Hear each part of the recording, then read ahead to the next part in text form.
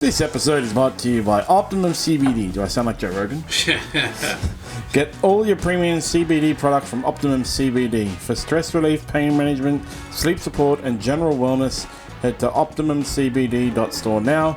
Spend $99 or more for free shipping. You must be over 18 years of age to order. I personally use Optimum CBD products for my rest and recovery. And they're great. And how are you? They are indeed. How are you, finals bound? Limping in, with one leg, my team. But they're there. They've done what they had to do. But I guess unfortunately, signs are not too promising going into it. But we will get to that a little bit later on. The 27 rounds finally completed. So one competition's done, and now we move on to the next competition.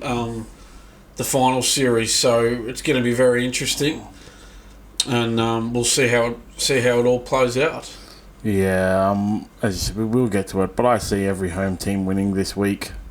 Actually, a bunch of teams are in dire straits right now. That's the upside for the Bulldogs, isn't it? That Manly had a slip up as well, so yeah, a big one. Yeah, so they're both limping into the finals, but one of them has to win this week. So, in terms of the other games, you'd have to think the Cowboys are going to put it on the Knights, unless Kalen Ponga can do something special up there. And you really can't go past the Storm or the Panthers there in their matchups. Yeah, Roosters have the best attack in the league, but they're missing three of their main players in that attack. So, unfortunately, that's the thing, isn't it? And it sort of annoyed me a bit when some people were talking about, on NRL 360, a few of the panellists were saying, does this finish the Roosters? Are they done? Can they win the comp? And a few of them said, they can. And I think, so you think they can be... I'm not saying they can't beat anyone in the top 8 without those players, but you think they can beat the Panthers and the Storm without Smith, Walker and Radley? And Dom Young, seriously? That's the thing. It's one thing to beat the teams in the bottom half of the 8. It's another thing to beat the Storm and the Panthers. That's another assignment altogether. And admittedly, we don't know when Radley's coming back. It's to be confirmed, but certainly Smith and Walker are gone for the season. Yeah, well, Radley has an AC tear, right? So that's the same kind of injury as Tom Trbojevic, who didn't end up playing the last round. And we discussed it at length last week. If he does play this week, he's still going to be very, very badly inhibited. And one of the things about Radley, if it's AC joint, is he's a bit heavy hitter, and he's going to have difficulty in tackling, difficulty in holding. So that sort of injury is going to affect someone like Radley a lot more than someone like Trbojevic. Yeah, Trbojevic is mainly a runner of the ball who also passes and has to do defence. Radley is a heavy hitter in defence and a heavy runner and offloader. He's going to have weakened arm strength and an ability to hold on to players in tackles. It's going to hurt him. I mean, they could probably needle him up. So even if he does play, I don't know, if he will, there hasn't even been any rumblings about whether he will or anything. You just can't see them going that well, and it's not because the Roosters couldn't possibly beat the Panthers. It's because Roosters missing 3 of their top players probably can't beat the Panthers. That's the point. I mean, if you're going to say that they can win the comp without those players, it's kind of offensive to those players, I think, as well. Like Sam Walker is their first choice halfback, who's had a good year, and they can win the comp without him. No, to win the comp, you need everything to be going right. And the fact of the matter is, it's going to be very, very difficult for them to beat Melbourne or Penrith without Smith and Walker. Yeah, so they've got to play Penrith this week, and then next week, if they lose, they'd have to play the Bulldogs. If the Bulldogs beat Manly, yep. And then excuse me. And then after that, they would then, assuming the Storm beat the Sharks, they'd then have to play the Storm after that. Yeah.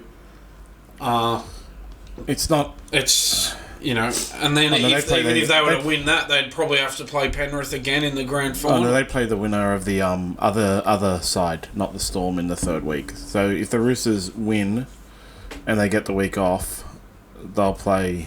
Oh yeah, that's if they win. But if they lose, they play the Bulldogs, and then they'd have to play the Storm. Then they have to play the Storm. Yeah. So even if they were to beat the Panthers and have that rest, that week off, it's not going to do them much because they're still going to be missing Walker.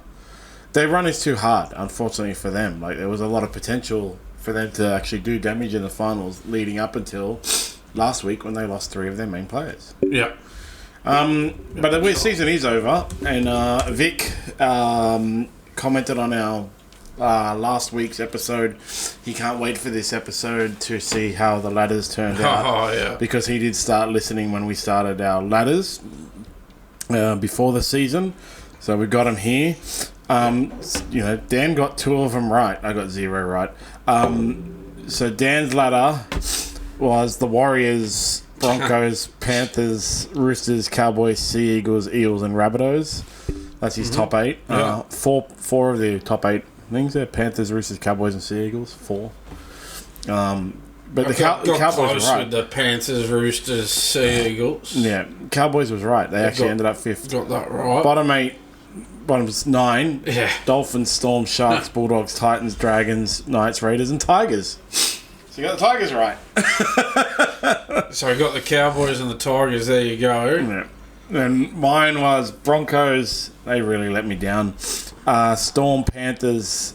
See if we just chucked them up. Storm, Panthers, Roosters. Roosters came 3rd, right? Yeah, so you had Panthers, Roosters 3 and 4, and they were 2 and 3. So and Storm 2nd, and they were 1st. So so you weren't far away. The Broncos brought you undone there. And you weren't far off with Manly. Yeah, Warriors, Sea Eagles, Eels. Oh, they let everyone down. Rabbitohs as well let everyone down. Yes.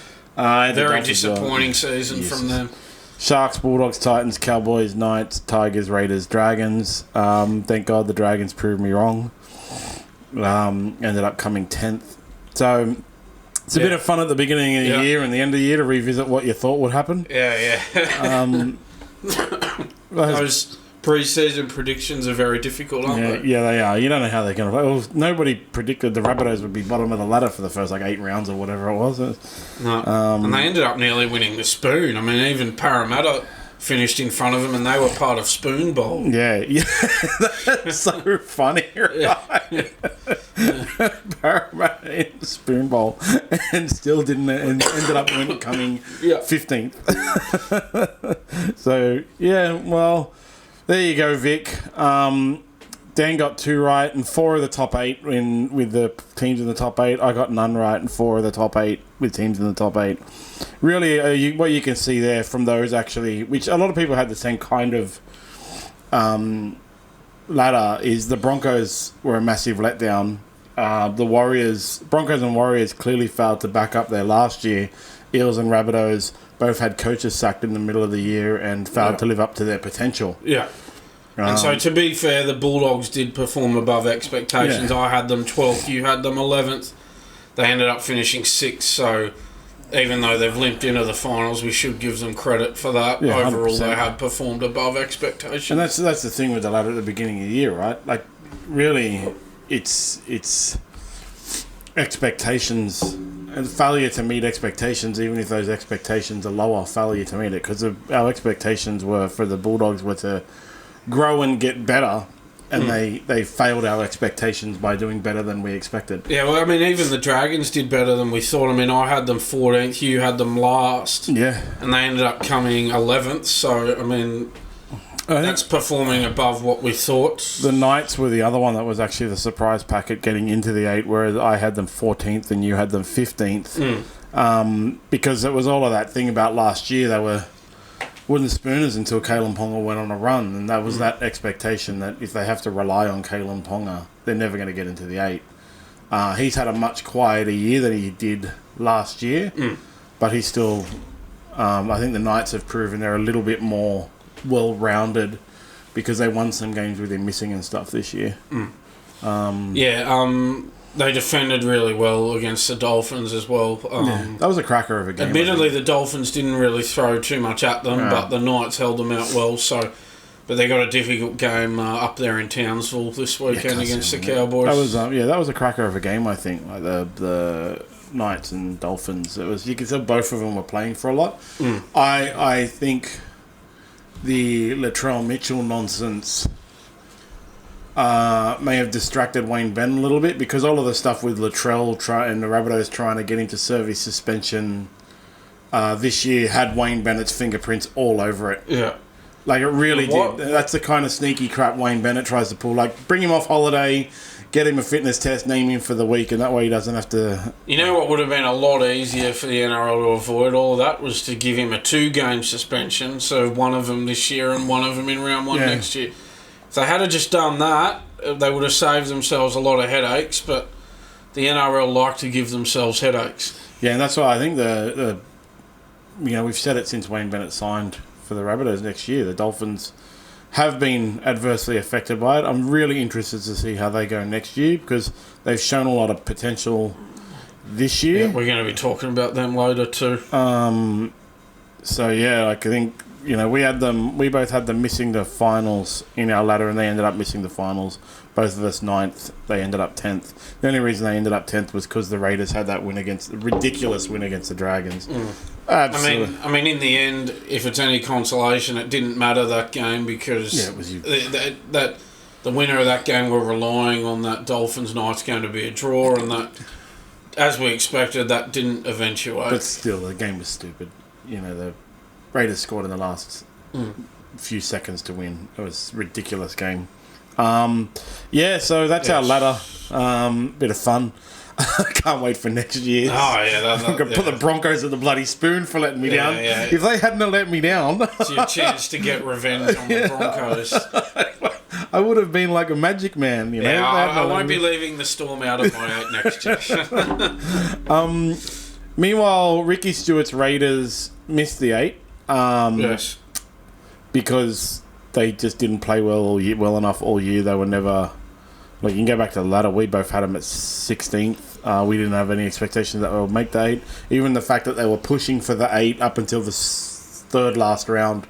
I think it was the third last round. Basically, the second last round. Well, they did win their last 3 games, the Raiders. Yeah. And it was requiring other people to win and draws and stuff like that. I never really expected them to make the 8.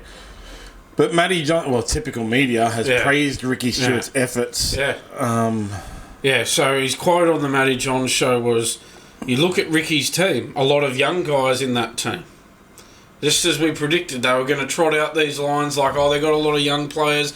It's a great effort that they finished where they did, even though they missed the 8. And the quote goes on. Yeah, he says, "You look at Ricky's team, a lot of young guys in that team. And to get them right on the cusp of the finals, could have made the finals, but for today," referring to the Dolphins Knights game, which wasn't a draw, so they didn't get into the 8. And then he went on to say, "I think it was a fantastic effort." Matty Johns talking about the Raiders, who didn't make the finals, finished in 9th spot. So I did a bit of digging, and I wanted to actually look at, how young and inexperienced is the Raiders roster compared with the rest of the competition. If Matty Johns is going to throw that out there, I thought, I'm going to have a look at it myself. So, in terms of average NRL games, this was at the start of this season, right? The top 30 squads plus development players for all the 17 teams. So, in terms of average NRL games played, the Raiders squad have played more games than the Storm, than the Sharks, than the Broncos, than the Knights, than the Bulldogs, than the Titans, than the West Tigers. They're on about a par with the Dragons in terms of average NRL games played. So if we look at that, the Storm have made the top 8. So them having a young roster obviously didn't hinder them at all. Storm. The Sharks made the top 8. Them having a younger roster than the Raiders didn't hinder them at all. The Knights, the same thing. Bulldogs. The Bulldogs. So there's a number of teams with younger... Sorry, those teams I just mentioned have had less of an average NRL games played. That's half the top 8. than the Raiders. And in terms of age, the Raiders had older rosters, in terms of age, had older rosters than the Cowboys, the Panthers, the Sharks, the Knights, the Broncos, the Bulldogs, the Titans, and the West Tigers. So they had older squads in terms of age than all of those teams. And again, the Bulldogs made the top 8, the Knights made the top 8, the Panthers, of course. Well, they've won 3 straight premierships with a younger roster than the Raiders. So, again, we've got this garbage where Ricky Stewart just gets defended under any circumstances. These lines just get thrown out to protect him. They don't have a young side compared to other sides. I've just been through it. All of these sides I've just mentioned have a lower average age across their squad and have less average games played across their squad. I seriously don't get it. It doesn't make any sense for this to be an excuse. You find an excuse. They find excuses. For what reason? Yeah, I mean, Brad Arthur got sacked and he reached a grand final less than 2 years ago. Ricky hasn't made a grand final for 5 years. Brad Arthur got sacked when they were going poorly and they were in the middle of a massive injury crisis where their 3 best players hadn't been on the field for 12 weeks or whatever the hell it was. And the Raiders, they scraped into the 8 last year and lost in week 1. Who cares about that? And this year they've missed the top 8 completely. It's weird to come up with a reason. It should be under pressure. It's weird to come up with a reason like that, with a young squad and all that kind of thing, when it's so easily provable to be nonsense. Like, I know you can go into the conspiracy theories about how the mass media thinks we're all stupid, but surely sports media doesn't think everyone is stupid. Are they trying to control us into thinking that Ricky Stewart is is a great coach? I mean, he is on par with Craig Bellamy and Wayne Bennett. Whoever said that, I can't remember who it was. James Hooper. Yeah, James Hooper. But they have no excuse. This is not even an excuse. If the excuse is quantifiably and provable as incorrect, it's not an excuse. It's not a reason. There's no excuse for missing the 8. He's got a squad that's more experienced and more and older than at least 4 out of the 8 teams. Yeah. In the 8. Yeah, I'll quickly run through it again. So they have higher average NRL games played than the Titans, the Sharks, the Knights, the Broncos, the Bulldogs, the Storm, the Tigers. Higher average games played, about on a par with the Dragons. And an older roster than the Sharks, Panthers, Cowboys, Knights, Broncos, Titans, Bulldogs, Tigers. So you said Bulldogs in both of those and Sharks in both of those? Was that? Yeah, that's right. Yeah. So the Raiders have more average games played and a higher average age than the Sharks and the Bulldogs. So I think that's like enough said. What is the difference between the Bulldogs and the Sharks and the Raiders? Consistently. Consistently. I mean... The coach? Yeah, well, it could well be, couldn't it? Or it could also be the players, but who picks the players? The coach? It could be the coaching systems. And that's who the thing, you could turn around what Matty John said and said, well, which it's not, but even if inexperience was an issue... Well, that's on the coach. He needs a more experienced roster. He's had 10 years to assemble a more experienced roster. If you can't rule... What's it called? The Bulldogs did it in 3. They turned to actually... You can... Bulldogs, what was it? Didn't make the finals in 8 years. 8 years since 2016? Yeah, 2016. But they turned it around in 3. They did their clean out and their everything in 3. So Ricky Stewart's had 10 down in the Raider territory. And what you've really just done, actually... What Matty Johns has really done when you look at it is... given Benji Marshall a reason to have gone so poorly in his first year. Not only is he new, inexperienced coach, he has one of the most inexperienced clubs, rosters in the thing, and one of the youngest. Yeah. So if it's hard for Ricky to make the 8, even though Ricky is his long-term experienced coach, imagine how hard it must be for Benji. He's brand new. I'm that serious. So that Matty John show, it's just rubbish. I mean... He never says anything worth listening to, Matty Johns. He just sucks up to everyone, says everyone's great, everything's great all the time, never gives a strong opinion on anything. What a terrible piece of analysis, a terrible show to watch. You got to do better than that, don't you? Yeah, than to just trot out, they've had a lot of young guys in the team, not even looking at the facts of the matter. Well, it's because that's one of the excuses, right? And didn't we called it a couple of weeks ago? This is what they're going to say if the Raiders miss the top 8. That's one of the excuses, or one of the reasons. I always say to my staff members and my kids, tell me before it's a reason, tell me afterwards it's an excuse, right? So if you remember way back at the beginning of the year, 27 weeks ago, actually it'd be 29, right?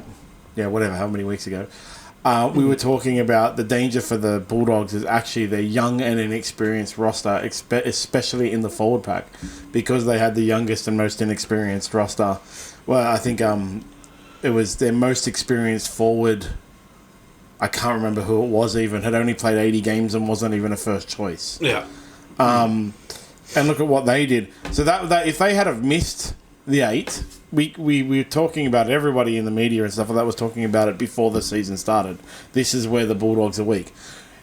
Go back 27 rounds ago, no one was saying up front, the Raiders are going to have a difficult year this year because their roster is young and inexperienced. It's only after they failed again that this is a new one that's been trotted out, because it is an actual reason you can possibly miss the 8. Your pack is young, your team is young and experienced. It's an excuse they've trotted out to save face for Ricky Stewart. But it's not true. There's no truth to it. No. So it's a throwaway line. Yeah. It's just complete rubbish, and it's no surprise. The Ricky Stewart protection racket in the media continues. The real reason they missed the 8? They didn't play good enough all year. Even if they had made the 8, okay, look, their differential, they beat the Dragons on the weekend. Yeah. Their differential is minus 127, and the Dragons have a better differential than minus 126. Yeah. If either of those teams got into the finals, it's still... Look, 9th through to 17th have a negative.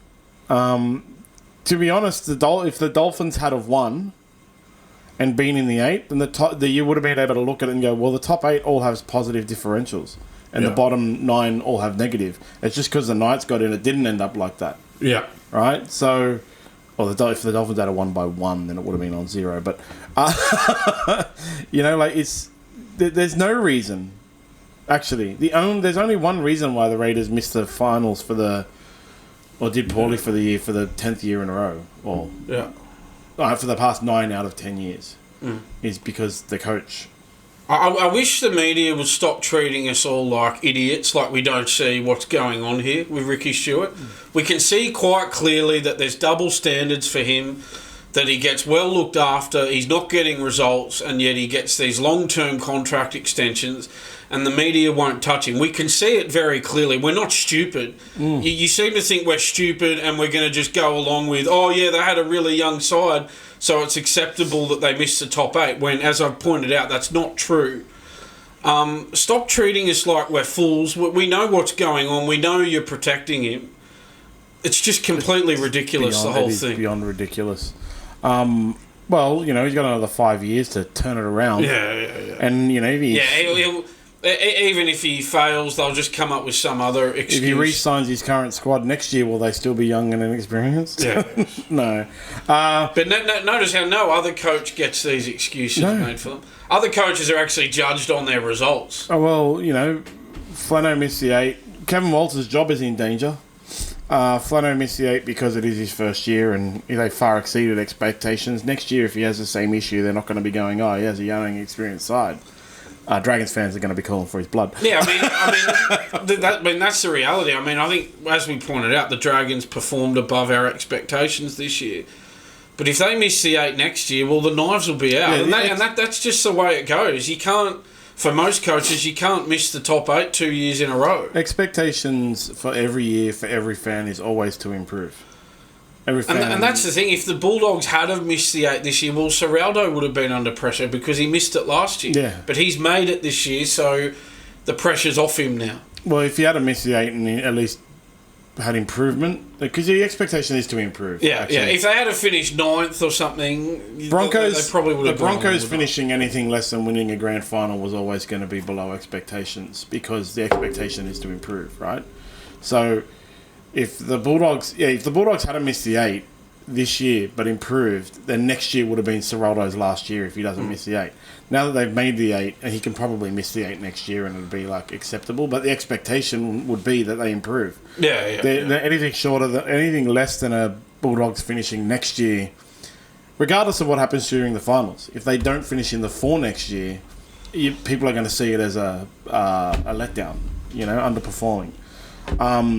So yeah, like that's just the way it is. Whereas Ricky Stewart, expectations are that he's going to win a grand final at the beginning of every year because he's one of the greatest coaches ever. Yeah. And then he just misses the 8, and we make excuses. Well, not we, but they make excuses for him. Yeah. Why is there no expectations on Ricky Stewart to do things? Yeah, 100%. And remember how James Super wrote that article last week saying, "Oh, it was a great effort for, the Raiders to beat the Panthers and the Roosters 2 weeks in a row." Well, doesn't mean a whole lot now, does it? Now that they have failed to qualify for the top 8. You know who else beat the Panthers this year? I think the Tigers did, right? I can't remember. But I think the Tigers did. But that's exactly my point, right? I think the Tigers did, which is like a shocking victory. Yeah, your point is that the results are now meaningless. If you didn't make the 8, it's irrelevant. It's irrelevant. That's it. It doesn't mean anything. I just fully want to fact check myself. I don't think they Tigers. did. No, they didn't. I think they beat the Panthers last year. Yeah, they did in recent years, but I don't think it was this year. No, this year they got smashed 22-6. I don't know if they played them again. No. Doesn't look like it, does it? But they they beat the Raiders.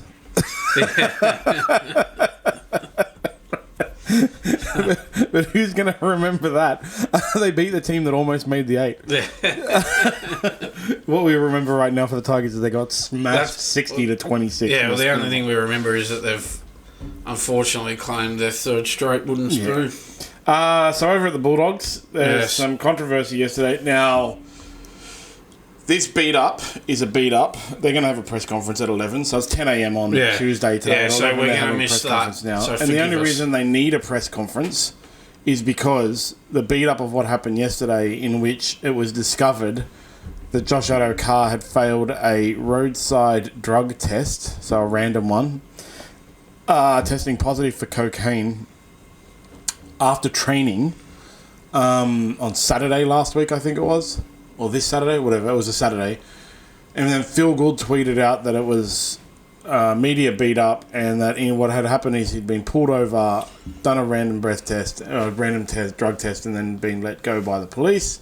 Then the police released a statement contradicting that, saying however old Josh Addo-Carr, they can't go to the media and say Josh Addo-Carr was arrested, that's illegal. So they said a 28-year-old man or whatever was actually charged.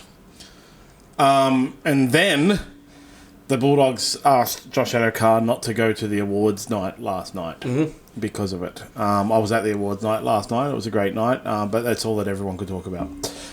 Yeah, well, people are going to talk about that incident. I think it happened on Friday night. Phil Gould was talking this morning and he said, well, as I quote him, he said, "As it turns out, Josh did fail a drug test." So that's what Phil Gould has said of Addo-Carr this morning. So I'm just having a quick look at these quotes here. And this is a key quote as well from Gould. He says, "So we can only assume he failed the second test as well." Gould says he's unsure whether Addo-Carr tried to deceive the Bulldogs or whether he was simply confused about the incident. So, and Danny Widler's tweeted this morning, and he says, "From all the information I've been able to gather to this point, expect Josh Addo-Carr to be stood down by the Bulldogs later today." So this is really not what the Bulldogs needed going into the finals. If you're going to make a run from outside the top 4, then you need everything to be going right. You don't need your star winger to be... Most likely, it looks like he's going to be stood down. And, yeah, I mean, look, who knows if this other result will come back positive or... I mean, Phil seems to think that it will. The way it works is you get tested on the spot. If you fail, you get tested again. And then if you fail, you can get a blood test to be done. There's all these other craziness circulating around, like... After it, the police got called away to an emergency, so left him there. I don't know I didn't have time. I was just reading it this morning, all of the nonsense, all the rumours circulating. I don't know the rules, but I used to live across the road from where they would put an RBT on. You know, and if you got pinged, you don't drive away. If you test positive, you don't drive away. And I go, all right, mate, see you caught on Monday, drunky McDrunkerson, go free drive. Like, so it is all a little bit weird. I know that yesterday I was told Josh Addo-Carr was going to see a doctor to get his own tests. Because that's what Sam Burgess did, if you remember. So Sam Burgess tested positive in the roadside. Adamant he hadn't taken cocaine. Sam Burgess's ex-wife is only famous for being Sam Burgess's ex-wife.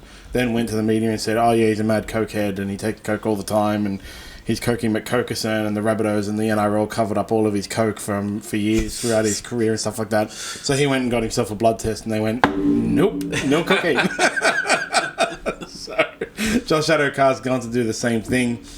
Now, I guess the only thing is, if he goes and does that, well, it might, whatever it was, might be out of his system by then. Yeah, so it's a 3-day turnaround, right? Yeah, and that's the problem with it. He should have gone, if it was gone on Saturday, he should have gone on Sunday. Yeah, Friday night, yeah. Well, he should have gone on Saturday and got it done. Yeah. And, look, roadside, there's a lot of controversy around roadside cocaine tests. You can listen, there's a great episode of Junk Science, the podcast about it. And it's a history of how they were invented and how some guy was paid by some, basically the American government to create a test that could detect cocaine, and they didn't care about false positives or anything like that. They wanted cheap and ability to detect cocaine. The problem was that it also detected like 39,000 other substances. So stuff like talcum powder and chocolate also test bodies. But that's the whole point of...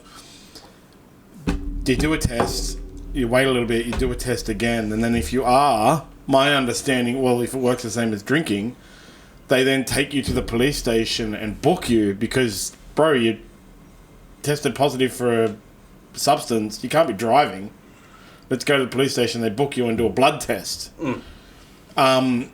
As I said, there's all these rumours. Nobody really knows what happens because the internet has gone wild now. Like, yeah, the police get called away and they go, don't worry, Cokie, go ahead, drive, even though you're high. It's fine.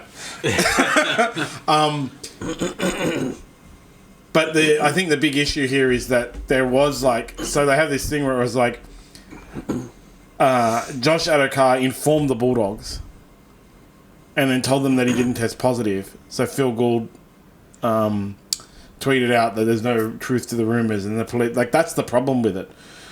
The problem for me is the thing that I think sort of works against Addo-Carr a little bit is you sort of go, well, if it was negative and it was fine, well, why would he need to report anything to the Bulldogs at all? It's weird that he went to the Bulldogs. That's what I'm trying to say. It's weird that he went to the Bulldogs and said, hey guys, I got pulled over for an RBT, it was negative. Yeah. That's cool. The thing. If it was negative, you wouldn't even report it to the club. Cool you story, just go, bro. oh, yeah. I just remembered something. You're boring and my legs work. That's a boring story that you don't need to tell anyone. Yeah. I don't come into work the day after getting pulled over for an RBT and go, I got pulled over for an RBT, guys, and it tested negative. Yeah. Just so you know. That's... if it was police attended his house and issued a drug test, then he has to go to the Bulldogs and say, hey, someone called the cops on me last night. They wanted to test everyone in the party. We were too loud, But to have a random drug test pull over, wave down and say, here you go, mate. We're conducting a random roadside drug test on you. Do you agree to blah, blah, blah? And then, all right, sweet, off you go. Bye. Yeah. You don't need to tell anyone. Yeah. That's where it gets a bit fishy to me. Look, I suspect if this...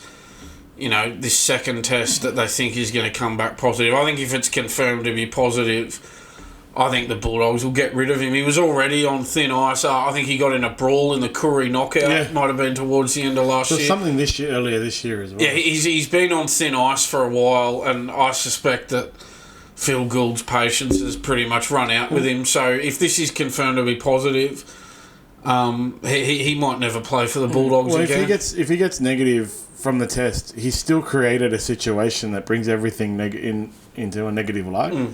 Caused Phil Gould to tweet out like this is what he said. Now he's had to retract his statement and stuff like that. As I said, he'd be filthy, Phil Gould, that he was misled. If it was nothing, nobody needed to say anything. But in the end, it's something, so somebody needs to say something, and the way they're going about it is wrong. Yeah, the fact that he felt the need to report anything to them makes you go, this is a bit sus, I think. And they informed the integrity unit on Saturday. Yeah, so why tell them anything if it's just a standard pulled over and you test negative? Is every player calling their club and going to the integrity unit every time they get an RBT? It's just... Got an RBT on Anzac Day, boys. Okay, we better inform the integrity unit. And if that's the case... just letting you know it was negative. If that's the case, if you have to inform the integrity unit, they need to look at the integrity unit. What kind of useless amount of admin? I can save you some money on the integrity unit if you've got people checking negative, in the office. Looks like Josh Addo-Carr's had an RBT. Negative. Next email. What do they do? Does that go into a system? It's random. You have no choice. So it's a terrible thing, and it means most likely Josh Addo-Carr's going to be stood down, which is not what the Bulldogs want. No. Yeah. And as I said, if it is a big thing, maybe this will be the end of his Bulldogs career. Yeah, 100%. Don't worry, Dragons will take him. Titans will take him. I'm sure the West Tigers will take him. Will definitely take him. Yeah, they would. He was a West Tigers original. Yeah, he was. Yeah, before he went to the Storm. Didn't play many games for them. It's like the Jared Warrior-Hargraves Manly thing. Only played 6 games. He'd be a good signing for the Tigers, actually. Yeah, I mean, they would take him. I think he might have only played about 9 games for them or something. Yeah, something like that. Something really small. Double check that. He's only 29 as well. Yeah, he did only play 9 games for the Tigers in 2016. 6 tries in 9 games. Yeah, then he went to the Storm and then joined the Bulldogs in 2022, so... It's a shame. It's not what the Bulldogs needed. They are going to be playing Manly. Yes. And continuing on with the Bulldogs, as asserted to before, they lost their last 2 games. I like when you hang out with Bulldogs fans, they're like the media with Ricky Stewart. They'll find any excuse to justify. I was like, no, I heard this about 10 different people. It was a tactic.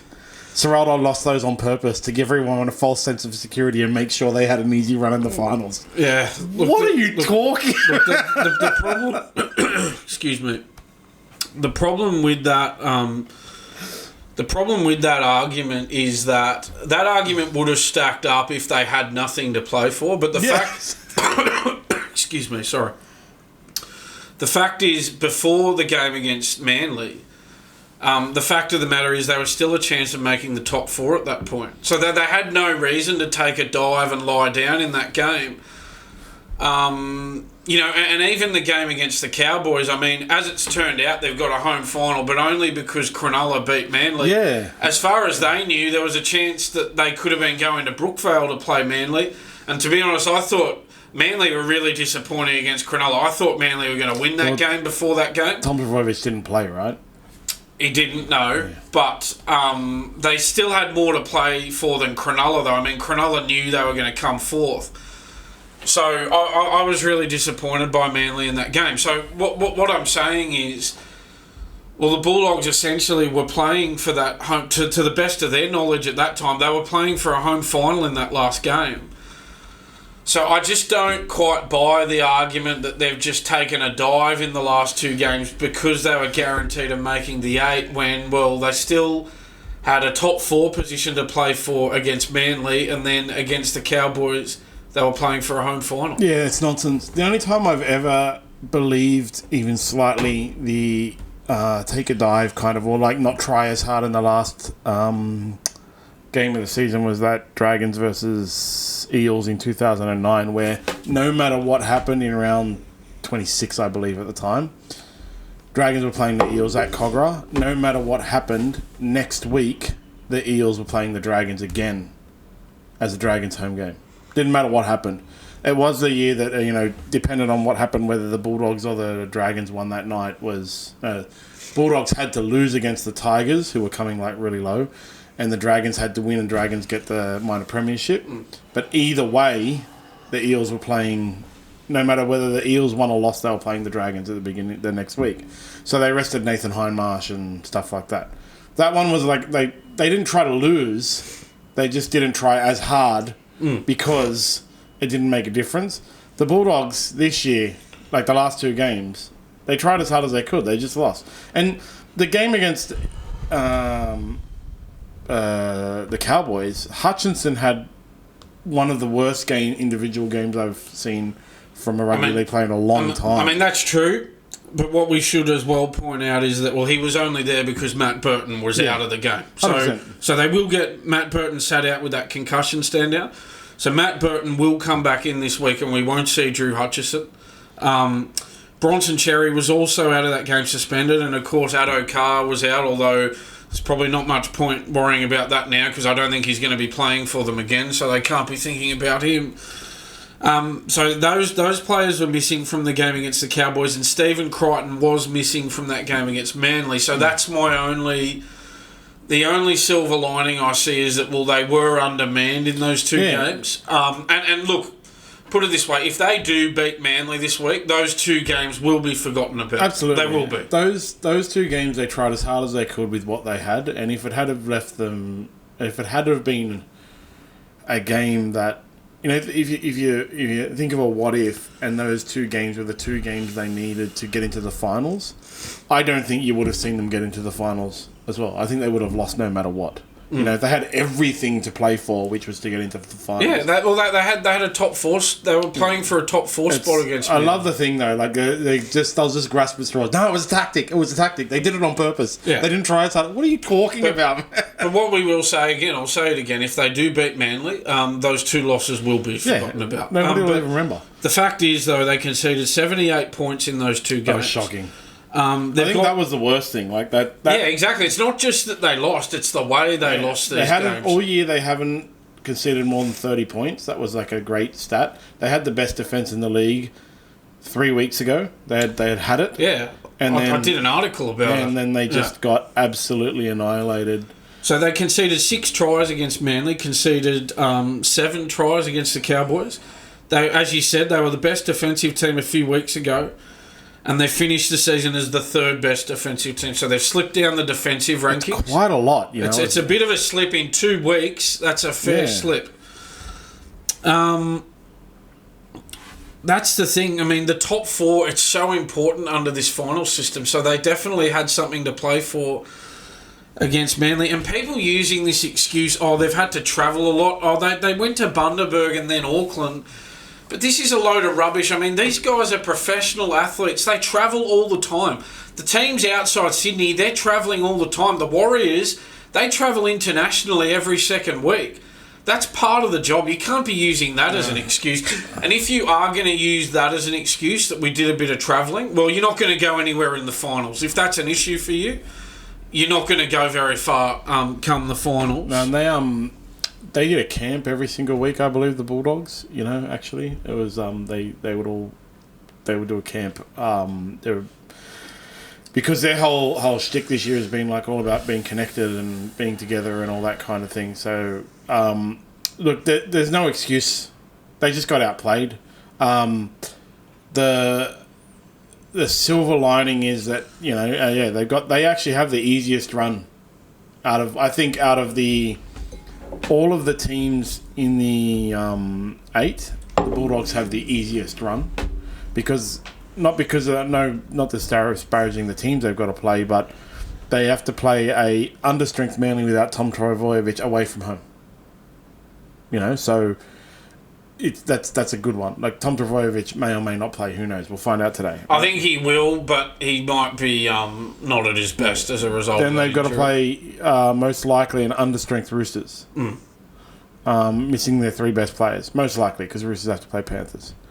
Then, so that's the thing. There is a pathway to the preliminary final if they can get it right and get it together. Then they've got to play the Storm, which is where it gets hard. Yeah. And look, I think what happened was. We got hammered on TikTok after saying that they were a little bit shaky after they lost to the Cowboys the first time. And at that time we said, well, they need to win 4 of their last 7 games to make the 8. So then they ended up winning 5 in a row. So, and then obviously lost 2 in a row going into the finals. But if you look at those opponents they beat on that 5-game winning streak, the Broncos, Raiders, Dragons, Dolphins, Warriors, all those teams are non-top 8 teams. So I think if you're asking me what's happened here, I think people just got carried away with those wins. I think they were, those wins were all against non-top 8 teams. And then what worries me is they've been thrashed by 2 teams, Manly and the Cowboys, who, well, they weren't thrashed by Manly, but they were comfortably beaten. Were beaten by 12 points. They're 2 teams who were at a similar level to them all season, and they were thrashed by them. That's what worries me. It's not like the Storm and the Panthers thrashed them. I mean, these are 2 teams who are at about their level who've done a number on them. I think you can fairly say the Seagulls thrashed them because they scored 34 points on them. Any team that scores 34... It's the like Shane Flanagan said, the Dragons only lost by 4 against... who was it? Parramatta. They only lost by 4, but they scored 44 points. It doesn't matter if you only lost by... But if scoring over 30... You're thrashing someone, If it's 34-32, it's still a bad loss, Yeah, and I mean, again, these are 2 teams who were at a similar level to them all year. Look, I think Manly, they could go on a run if Trbojevic was fit enough, but... Geez, I'll tell you what, if let's be brutally honest, are Manly and the Cowboys going to be thereabouts at the end of these finals? Personally, I don't think so. I think it's a 2-horse race. To be brutally honest, I think it's a 2-horse race. I think Penrith and Melbourne are going to be in the grand final, if I have to say it right now. So I don't think they're going to be there when the whips are cracking, those 2 teams, and they got thrashed by those 2 teams. So I think this is a real worrying sign. The premiership odds now reflect that it is a 2-horse race, this competition. And so I think just with this Addo-Carr distraction and this worrying slump in form, I think the Bulldogs are in some strife here. I'm sorry to say. I think they'll beat Manly. I think it's going to be at Addo-Carr. It's a Bulldogs home game. They haven't lost at home all year. No tips aren't in yet. Apart from the last 2 games, I won't actually give my proper tip until Thursday when I do my full research. But I think Bulldogs should be able to get it, and then they'll most likely have to play the Roosters. Nathan Cleary back, because without Nathan Cleary, I can't see the Panthers beating the Storm. I think he'll probably play against the Roosters, and if he doesn't play against the Roosters, he'll definitely play once they get to a knockout point. They'll get a week off. So if they beat the Roosters, they'll get a week off. So he'll play in that prelim. But look, I suspect he will play against the Roosters, but I mean, he's maybe not at 100%, and he's just going to manage his way through the final series. It looks like a bit like Tom Trbojevic. Yeah, I said it a few weeks ago. If the Bulldogs get to the grand final, they'd have to be the favourites, and I still think that if they get through this few weeks and beat the Storm in the prelims, to get into the grand final, they'd be the favourites over either the Panthers or the Sharks or whoever else is there. But for the next couple of weeks, even though they have the easiest run due to the issues with the other team, I think they are going to have some difficulty. It's going to be extremely difficult now for them from outside the top 4. They're going to have to win 4 games in a row to take the title, and that's not likely. It's the third one that is the real, I don't see them winning at all at this point. You can see a path to the prelim. You can. Yeah. You can see them beating Manly, and you can see them beating an understrength Roosters in week 2, but you can't see them winning in week 3. And, you know, I like the fact the Sharks are in the finals, right? And they don't win finals games. It's possible to have a Cowboys Bulldogs grand final. Yeah, I think you get odds on that. So, right it's possible for there's nonsense is possible too. It was possible for the Raiders to make the 8. But they they have had some scheduling move around, which caused a lot of confusion. By the way, obviously the scheduling of the finals matches are everybody knows them. They're the same every year. Like it's first versus fourth on this day and blah blah blah blah. And so straight after the finals were decided, when the Knights won, there was a bunch of media organisations and stuff that released the final the times, and then suddenly it started to change randomly. So the NRL's decided to move the Bulldogs versus Manly to Sunday, because the AFL is on the day it was meant to be, which was Saturday night. So, I mean, this has caused an issue because the winner of the Bulldogs-Manly are going to play the loser of the Roosters-Penrith game, and that game's on Friday night. And so the Bulldogs-Manly are now on Sunday, so whoever wins that game are going to be at a disadvantage, because whoever loses the Friday night game are going to have 2 more days to prepare for that game than whoever wins the Bulldogs-Manly game. Yeah, they need to change that schedule too. They should change that schedule too. They should swap it around. Yeah, well, I mean, this is the issue. So the NRL seemingly have just caved into the AFL, and because the Giants are playing that final on Saturday night at the Sydney Showground at Homebush, they've decided they didn't want to clash there. They didn't want to be playing at Addo-Carr at the same time, and so they moved that to Sunday. That game was going to be on Saturday night if it was at Brookvale Oval. It was the fact that Manly lost to Cronulla that made this game at Addo-Carr that forced that shift. Yeah. But the NRL should just go, look, we're not going to be intimidated by the AFL. We're playing here when we want to play here. They shouldn't be allowing the AFL to dictate to them in their own city. I'll tell you what, it's a weird thing. I can't think of a conceivable reason why they would do that. Is it because they're worried about infrastructure, parking, or travel? I don't know. Maybe because they're worried about Bulldogs fans. I don't know. But maybe. I highly doubt that any of the NRL fans knew the AFL was on. It wouldn't affect ticket sales. No. It would affect nothing. I don't know why they moved it. But if they're going to move that game, they have to move all of the rest afterwards as well. They have to, because of the fact that, now they're only going to have 5 days preparation time. They're not going to have enough time for day off and then preparation time. Like, the rugby league players work a 5-day week and have 2 days off, like everyone in a job. And it's based around when you play versus when you play next. And they're not going to have this... It's a disjointed, broken preparation because of that. They have to move the next week's games too. They should.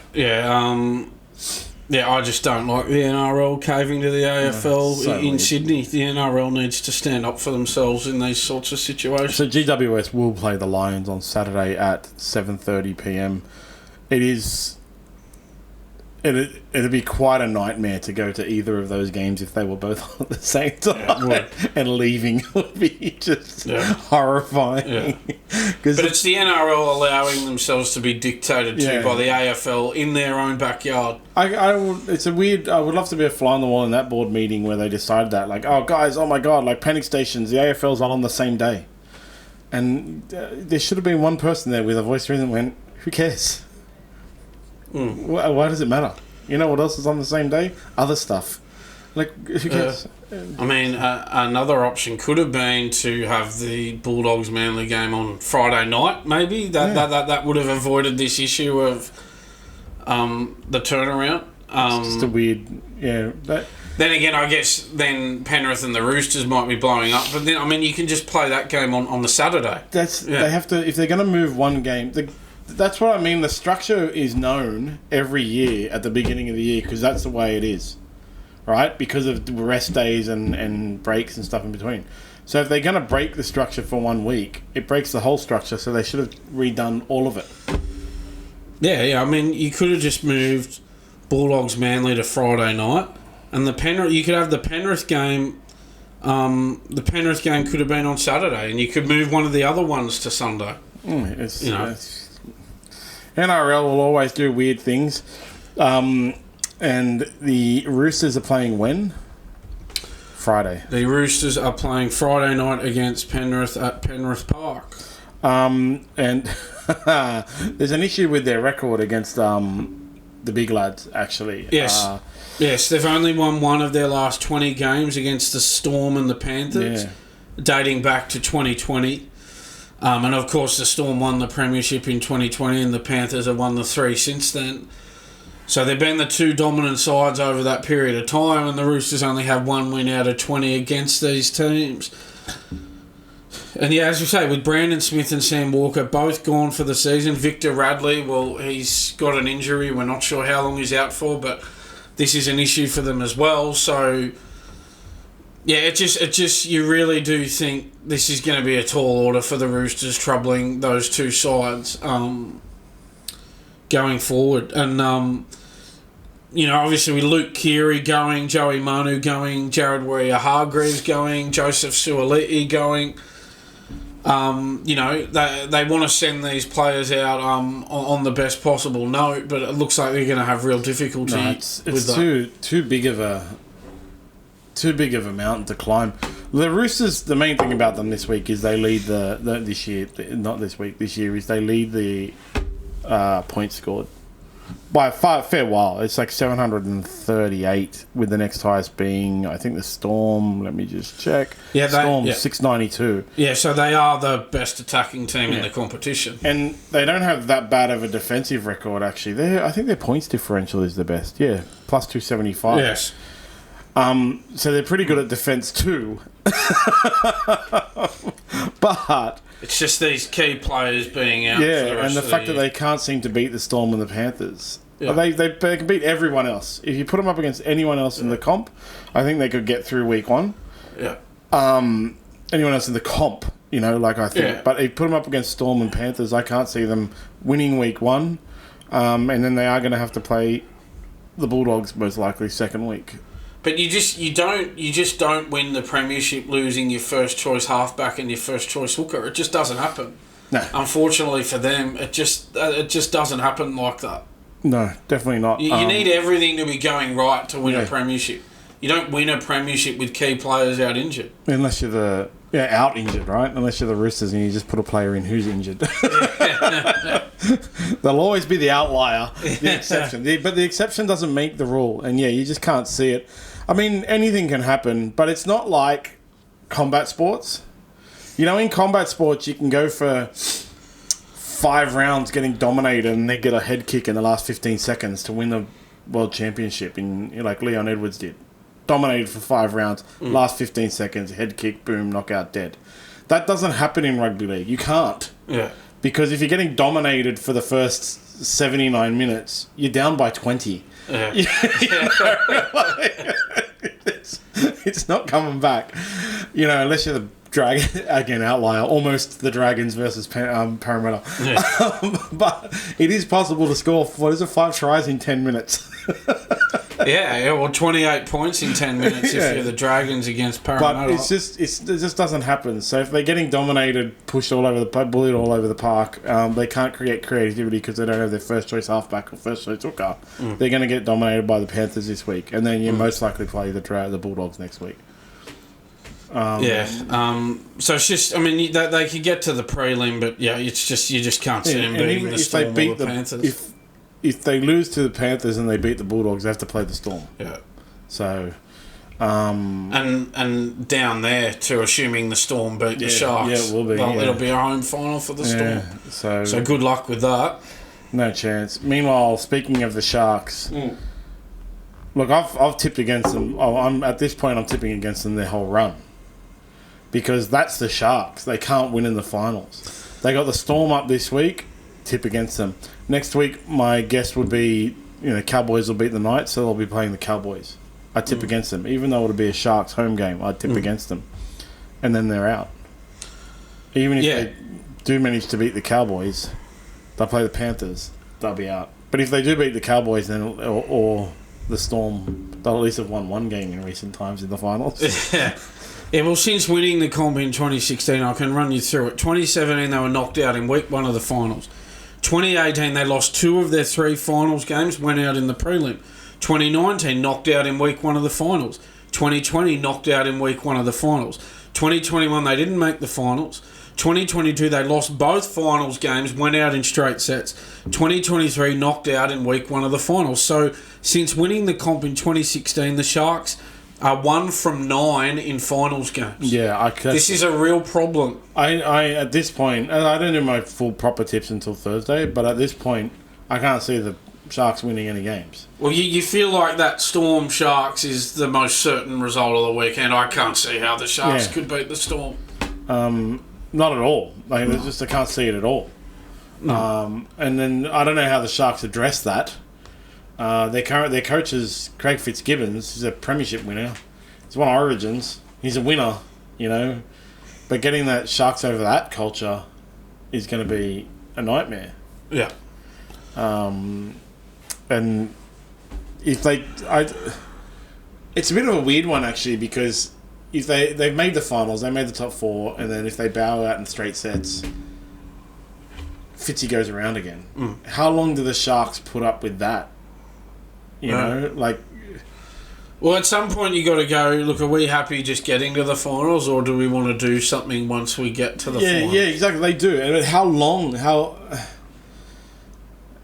It'll be a bit of a... You know, this is the kind of thing where that's just now ingrained in their culture, right? Basically. So Fitzy might make to the finals next year again and lose, and then get let go. Like, just say... Then he can go to a bunch of other clubs would be happy to have him. He's a proven guy who gets teams to the finals. He hasn't won any games in the finals, but it was with the Sharks. So he could go to another club and win premierships all of a sudden. You know, and then, these are the kind of things that you just don't know how they turn it around. You know, I don't know how the Tigers turn it around because they've changed everything. I don't know how the Sharks can possibly turn around this ingrained culture of losing in the finals. I think that the pressure's on Nicho Hynes. He really needs to deliver in this final series to shake this perception that he doesn't perform under pressure in big games. You know who doesn't perform really well under pressure? Nicho Hynes. All the pressure's on him. You know who doesn't perform? Nicho Hynes. Yeah. It's bad. Like, that's the thing, right? And then Nicho Hynes is their favourite son. So do they move him on? Well, the only way they're going to shake this is by winning finals games. They have to win at least one, and this week, good luck with that. What is the... it's difficult if we talk about odds, then we can get nerfed. Can we get in trouble if we do that? Yeah, the algorithm is really demented, and we'll probably get nerfed for saying this, but in a couple of podcasts where we have talked about odds and mentioned the odds, coincidentally, you can go and look at the viewing numbers of the episodes. Like, we get is that on YouTube? Yeah, a few thousand views every episode, and there's a few where we got like 100. Okay, is that because we mentioned the odds? That's our theory. Okay, so maybe we don't mention the odds. Yeah. So, but if you were to look at the odds, which you shouldn't, it's so demented. But you know, Melbourne would be the everyone is tipping Melbourne basically. So is that where we mentioned the odds number. specifically? Yeah, the numbers. Right, okay. All right, so we'll have to try and stick clear of that. It's annoying, but, you know, that's just the way the internet is these days. Yeah, okay, well, I'll just say it like this then. I am looking at odds for the games, but I'm not going to read them out. The Panthers are comfortable favourites against the Roosters. The Storm, comfortable favourites against the Sharks. Cowboys, comfortable favourites against the Knights. And the Bulldogs and Sea Eagles are about even, and I think that's because of this Addo-Carr cloud. Yeah. I think if he's not playing, they're going to be about even, those teams. So, but looking at these odds, the Storm are the most favoured team of the weekend. They're the most likely winner. Of the 4 games this weekend, that's the most likely... the shortest price favourite in that game. And I don't think, you don't have to be a bookmaker to know that that's the way it is, because it's the Storm who have done so well all year, and the Sharks who exceeded expectation on the easiest run all year, but then can't win finals. You know, like that's the thing. They can't win finals. So, I don't. That's one of those ones that it's just in their culture. I don't know how they fix that. It's going to take someone smarter than me who knows more about coaching rugby league than me. Mindset based on culture is actually very difficult to manage. It is. It's the hardest thing to manage. I've experienced it in jiu-jitsu and combat sports where guys are like killers in the gym, but as soon as they hit competition, they fail every time. And it's because they can't get over those competition nerves. Yeah. I've known guys who dominate in jiu-jitsu all the way up into the gold medal match. Dominate, like spend, just minimal amounts of times on the mats with submissions, and then hit the gold medal match in a match against a dude they've beat 40 times before, and then lose the gold medal match. Just because, the mindset. It's the hardest thing to get over. And the Sharks' mindset, this cultural mindset perpetuates. All these Sharks guys are sitting there thinking about that in the back of their head. It's like Brisbane Lions in the AFL can't win it. The MCG, yeah. And the longer it goes, the more it stays there. It becomes a thing. Yeah. And it's like, even if you've changed all of the players, all of the coaches, all of the board, everything, the new players come in and the media starts talking about how the Sharks can't win finals, and all the new players are like, bro, I've never played a finals with the Sharks before, but how come the Sharks can't win the finals? Well, is it going to continue? Is it because we're a Shark? I'm not going to be able to win a final. And then you self-fulfilling prophecy and lose that final. Yeah, only way to correct it is by winning. Yeah, exactly. That was the whole thing. The Dragons couldn't beat the Raiders. They just couldn't. It was horrible for us. It was like they went for 11 years or something without beating the Raiders. Yeah, I remember. And then Ricky Stewart went to the Raiders, and I get a Facebook memory every year. If there's one thing Ricky Stewart's good at, it's breaking streaks that shouldn't be broken in a negative way. And so when Ricky Stewart went there, the Dragons beat the Raiders, and since then it's been topsy-turvy, upsy-downey. You break it and it's done. It's not like you need to break it and then win the next 5. The Sharks don't need to win their next 5 finals matches. They need to win a finals match, end the streak, and then it becomes normal. Yeah. But now the more it goes, the harder it is. Yeah. Well, I can't see them winning this weekend, so and then it becomes harder. Then they're going to have to wait until week 2, where most likely they'll go up against the Cowboys at home. Yeah, but we'll see what happens there. They better hope the Knights beat the Cowboys, because surely that's an easier. Yeah, but then again, you'd be coming up against a team that's just beaten the Cowboys. Yeah, so. See, there's just there's always something, right? So let's talk about St. Wayne Illawarra Bennett heading over Mr. Rabbitohs.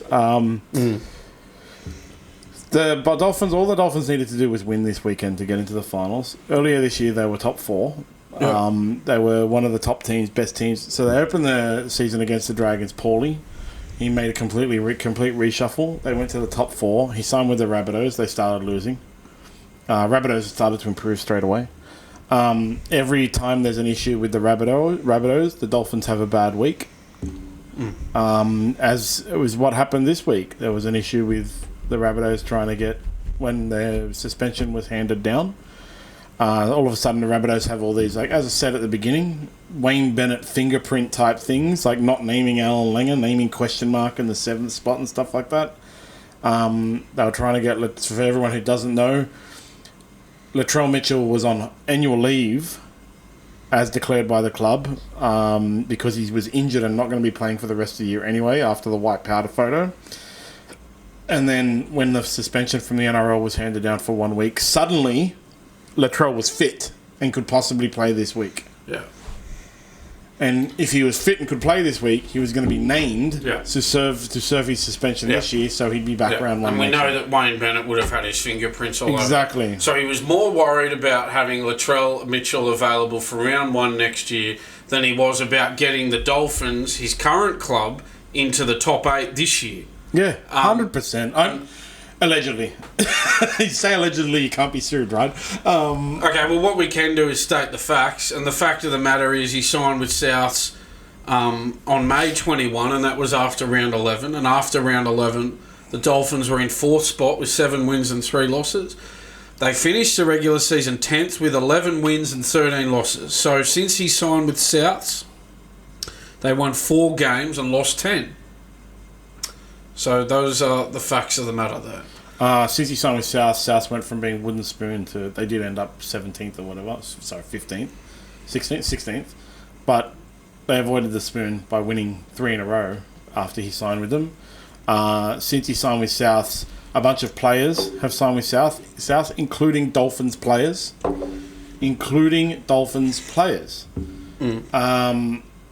I think they have seven players have been let go at Souths since Wayne Bennett has signed.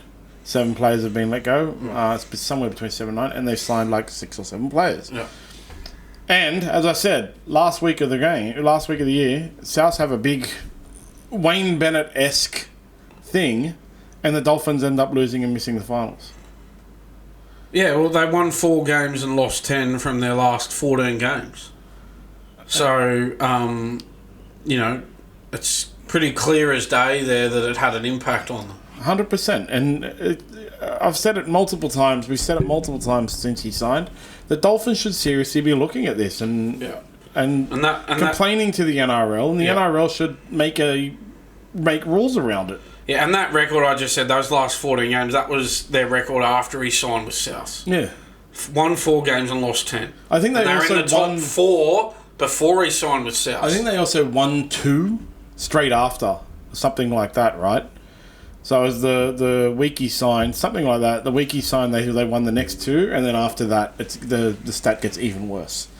As soon as he started getting involved in coaching Souths, it gets even worse. So yeah, the Dolphins need to do something about it, honestly. And every club in the NRL, aside from Rabbitohs, of course, should be taking note of that and saying, hey, wait a second, that shouldn't be allowed to happen. And also, look at what happened with Newcastle. Look at what happened with the Dragons. Look at what happened with the Broncos twice.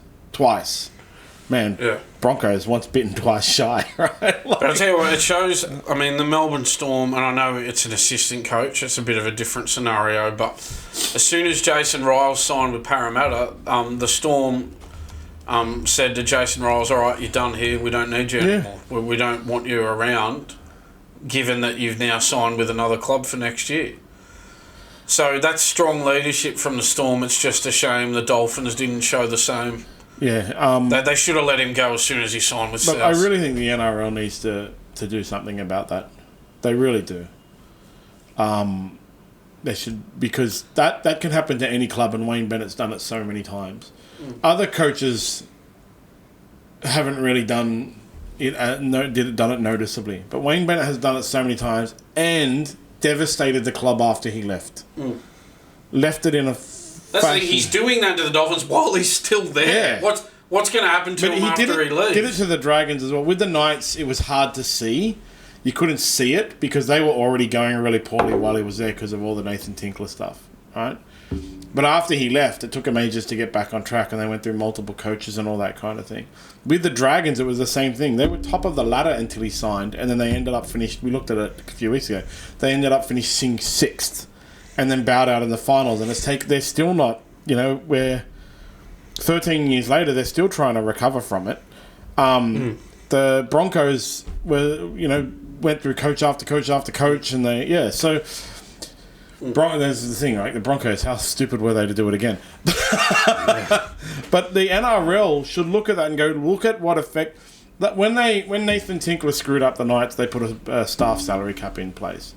And I understand there are some ways they get around that staff salary cap by just hiring consultants or putting people in admin roles or whatever. But yeah, there's always a way around it, right? They should really look at this kind of behaviour because that devastates... It makes the competition a bit of a joke. It is one of the ways of evening up the competitions, though, right? Because while Wayne Bennett was at the Broncos the first time, they never missed the finals. And then he left and they started missing the final. So it is one way that the Wayne Bennett effect evens up the competition.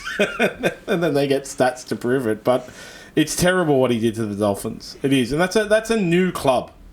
And then, there's a bunch of... Or every single new club right now, all the ones that are trying to get in, all of them are attached to Wayne Bennett, actually. All of them are getting attached. Yeah. Like the Bears want to come in and they try hoping to get Wayne Bennett in there. And the blah, blah, blah, hoping to get Wayne Bennett. All of them should look at it and go... Don't sign Wayne Bennett because he'll come for 2 years and he'll screw us for the rest of our lives. I want to see how the Dolphins go next year, but I have the expectation they'll collapse. He's already started taking players. So you want to... Yeah, you just sort of wonder why... I mean, he's still coaching in the NRL next year with the Rabbitohs. Why didn't they give him a longer deal? But anyway, I mean, either way, that he would have screwed them over by the end of the...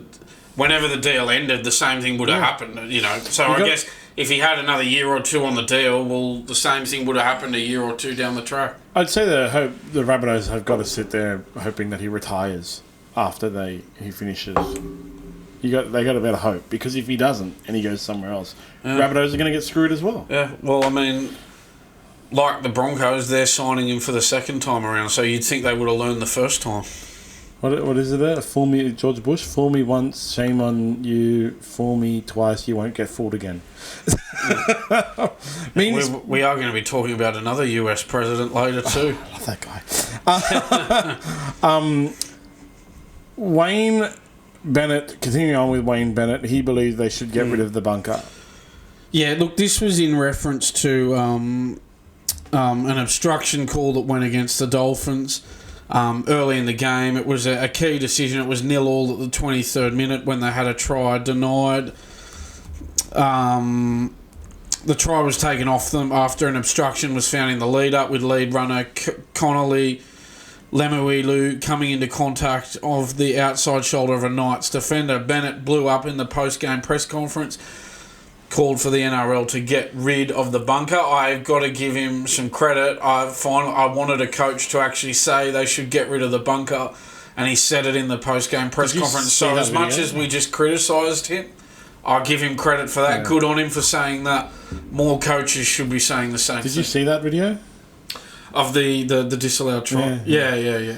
There's no way in hell that guy was interfering. It was... It is. The bunker is a joke. The problem with if the technology worked, it wouldn't be a problem. I think that's the end result, actually, really. I think that is really the main issue with it. And as Wayne Bennett pointed out, human beings are in the bunker, so you're going to get mistakes with that, as you would get with the referee on the field if he didn't have access to the technology. Right? We talk about the stoppages that no one wants to see because we want the flow of the game. If the stoppages made the game better, that would be okay. But that's what it comes down to. These stoppages, we're wasting all this time breaking the flow of the game to get it wrong. Yeah. And that's what the fans are all blowing up about, to get it wrong. That's the thing. It's sort of a the bunker's end of the bargain is that, well, if it's going to hold up the game, it's got to get them right. Yeah, exactly. And so if it's not getting them right, then it's not holding up its side of the bargain here.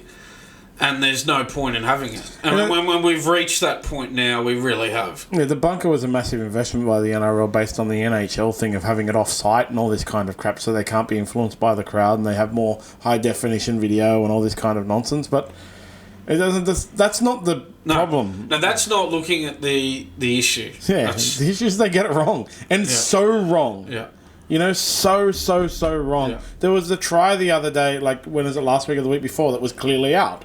By the bunker. Let's look at it this angle. It is clearly out. I need another angle. No, you don't. It's clearly out. Yeah. Stop. Go back. You don't need another angle. The angle is there. What are you looking for here? And what worries me is people seem to talk about, do we need more ex-players in the box? Or that they're missing the issue entirely. The bunker should not be there. It holds up the game too much. And for what? They make so many mistakes. There's already ex-players in the box. They've already done that. That was a solution. We go through these cycles all the time. When Bill Harrigan was the referee's boss, people were blowing up about, the video referee, and, the same sort of talk was happening then, and that was sort of, 10 or 12 years ago. And, do we not learn anything here? We just go through the same cycles. Then you get more ex-players in the box, and then they're not happy with that, and then they go back to having referees in the box, and then they're not happy with that, and so on and so on and so on. Don't they realise that we need a circuit breaker, and that circuit breaker is no more bunker? I have a new solution. What they should do is popular vote. Play three angles, send an SMS to this number with yes or no. Be like The Voice. Or, exactly. Every single time. Yeah. Here are your three angles, yes or no. Yeah. And then they could have the bars growing on the screen. It's just as ridiculous. You know, and that's what it is. There's no other word for it. It is ridiculous. Nobody likes it, and I as you said, I applaud Wayne Bennett for finally being the first coach to stand up and say we should get rid of it. Yeah. We should get rid of it. We've been saying it for like a year now. We've been doing this podcast. And he even said afterwards, oh, you didn't want to hear that, did you? So it's almost like he said something that, ooga booga, no bunker anymore. How could you say such a thing? But good on him for going out on a limb and saying it. We've been doing this podcast for 13 months, and I would have to say at least twice a month we've said get rid of the bunker. Yeah, this is a common subject for us. And that shows you how ridiculous it is. Yeah, well, there keep being instances which force us to talk about it, like that one on the weekend. Oh, it's too ridiculous. And just finishing up with the NRL, Benji Marshall has claimed his first wooden spoon. Second one, but first one with the Tigers getting their third wooden spoon in a row in Spoon Bowl, in which they got smashed. They get 60 scored on them. Now I foolishly tipped them. This was a terrible week of tips for me. I got 3 out of 8. Yeah, I don't know if I went too well either somehow, but I mean, it's just you talk to Tigers supporters and they've had enough. They're over it. Like 3 straight wooden spoons, like come on, it's just not good enough. I find it really funny because Tigers fans amongst themselves will be like, I'm so sick of that, I'm so over it. But as soon as you jump in and go, yeah man, I agree with you, they go like, who the hell do you think you are? Yeah. Don't back the Tigers. I was agreeing with you. But they are a passionate supporter base and they will be back next year even though... Yeah, well, they had a sellout crowd for the Spoon Bowl. Yeah, even though they've had 3 straight wooden spoons. Bit of news on them too. They have signed Jack Bird from your Dragons on a 2-year deal. So that's something to look forward to. Of course, the big name signing is Jerome Luai going to the Tigers next year. Yeah, they've got a lot of movement this year. So they've got 2025 games. It's Jack Bird, as you just said. They're getting Royce Hunt from the Sharks. It's really funny because all over the internet it was like Hunt is granted 1 year early release to join the Tigers. I was like Ben Hunt, but it was Royce Hunt, Jerome Luai, and then Jackson Ream, Gerald Skelton, and then Sunir Taruva. So they got a few guys from the Panthers. Yeah, they got Skelton from the Bulldogs. And then basically they're signing, for the most part, winners. Jack Bird, I believe, is a premiership winner with the Sharks. He is won that premiership with the Sharks in 2016. So they're signing winners. That's the thing. They're signing winners. Their biggest loss next year has to be Udakamanu to the Storm. Stefano, yeah. Yeah. But there's also they might be losing Aiden Caesar, but that was expected. We discussed that at the beginning of the year. Jerome Luai obviously. Look, I think big one to watch out for next year. Next year is their year that they have to come 10th. Yeah, there needs to be significant improvement. They don't have to make the 8, but there needs to be significant improvement. They need to move into that fighting for the 8 position. And if there's not, well, Benji will be done. Yeah, exactly. That's it for the NRL. On to other sports. Yes. Druggy McDruggerson demolished Taylor Fritz in straight sets in the US Open men's singles final. Yes. I'm going to tell you something. In the UFC, there's an ongoing GOAT debate about who is the greatest of all time. Is it John Jones, who's only ever lost one fight by DQ and had 13 title defenses? Is it Anderson Silva? Is it George St. Pierre? Is it Khabib Magomedov? Is it Mighty Mouse? And the one thing that no John Jones supporter can ever respond to? But he got popped for drugs 4 times. And that's the thing with Jannik Sinner. If Jannik Sinner goes on to win 26 majors, eclipsing Djokovic, to me and most people, it will be irrelevant. Well, this is the issue. I mean, you can't help but feel like this result is it's a clouded one. Because, I mean, I spoke to a couple of people who were saying, look, the amount of, there was such a tiny amount in his system that it had no impact on his performance. But as you pointed out, I mean, that could have just been that was all that was left in his system when he was tested. And look, I don't know that for a fact, but you can't help but think that. You just think that. You just do. That's just how it is, right? And I know they've got their explanation. that it was his massage therapist who, via a cream, it entered his system, and he does have that skin condition. But then you go, well, why did we only find out in August? Why wasn't it made public back in March? And then you go, well, why was it all so conveniently put out there so late as well? It was kept hush-hush for 5 months, and then when it comes out, it's dressed up in a nice, with a nice convenient excuse, with a nice bow wrapped around it and tied up, and it was all just very convenient to me that this is how it happened. This and this, but he's free to play. There's no suspension. And there were people like Andy Roddick on YouTube who was very strong, saying that, oh yeah, look, it's a minuscule amount. But as I just said before, as you pointed out previously, that could have just been all that was left in his system when he got tested. The amount is so irrelevant unless the rules dictate an allowable amount, right? You know what the allowable amount is? 0. So if you have more than 0, you've broken the rules and you're suspended. More than 0. Yeah, and look, I don't know for a fact that he'd had more in his system and that was all that was left. I don't know that for a fact, but I think that. Yeah, I just think that. As I said, man, this is a stained result. You see it in the UFC all the time because John Jones was allowed to fight when he had a picogram of whatever it was in his system, and he kept saying it's like 1 drop of blood in the ocean. It's a picogram. It's so little. Yeah. It's like, yeah, you know what the allowable amount is though, John? Yeah. 0. Yeah. And if it was all above board and if there was nothing to hide, nothing to see here, why didn't we find out at the time? Exactly. Why have we found out 5 months later? As I said, if he goes on to win 25... Djokovic is 24. 24? Right? Yeah, if Jannik goes on to win 25, doesn't matter. To me, Djokovic will still... If he goes on to break every one of the Djokovic records... If Jannik Sinner was to break Roger Federer's last holding record that he holds on to, being the best ever Swiss player...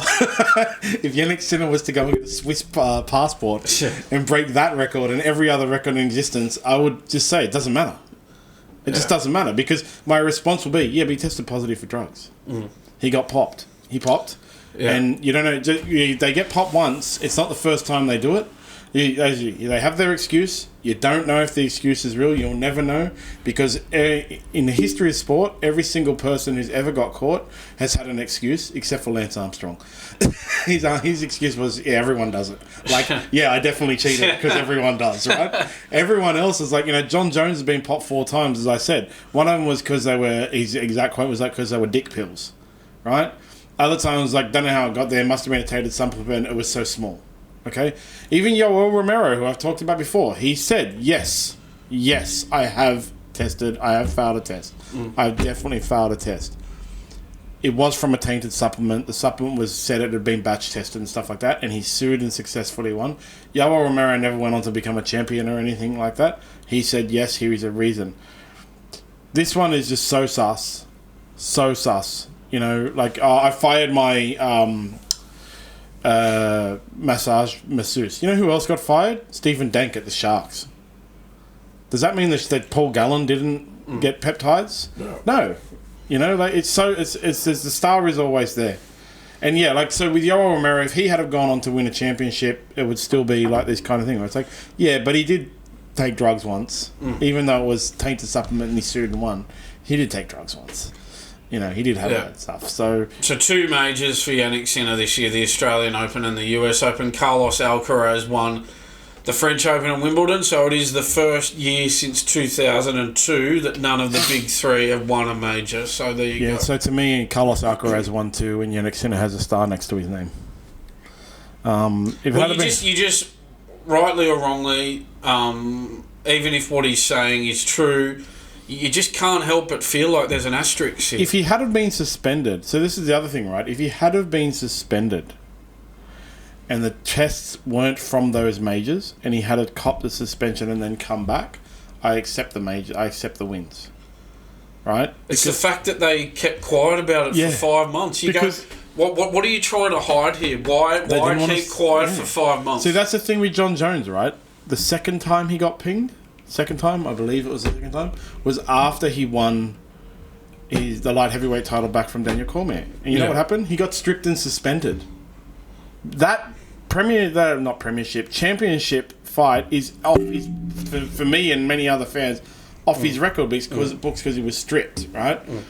Then he comes back and he fights some more and he wins and stuff like that, and then pops again, and then they find this, like, they do this to Jannik Sinner, and everybody looks at it and goes, yeah, that's sus, he's a drug cheat, right? Yeah, like, so Bronson Cherry served his suspension and has come back. If he was to win the premiership this year, all power to him, because he served his suspension, he did his time. He's done his time, came back. He's a massive fan favourite. Everyone was chasing him down last night at that awards thing. Everyone wanted photos. All power to him. I have complete respect for him. He accepted it. He said, yeah, did it. I'm out, done. Khalil Roundtree recently in the UFC accidentally took tainted supplements, self-reported, got suspended, missed out on a title shot because of the suspension, and he's now come back and he's getting a title shot. He's been heavily tested. Fair. But Jannik Sinner popped, it was hidden, won some competitions. He popped after one of those... It was Indian Wells. Yeah, two failed tests. Yeah, two as well. Yeah, there were A and two B. Tests, Popped, and then came up with this... Yeah, two tests at two different times, like a week or 8 days apart. Yeah. So it failed. 8 to 10 days apart. They did this, like, sus Dana White, John Jones picogram nonsense, and then he goes on to win. To everybody sitting there who has experience or, like, follows PEDs in sports, we're all sitting there going, that guy is fully...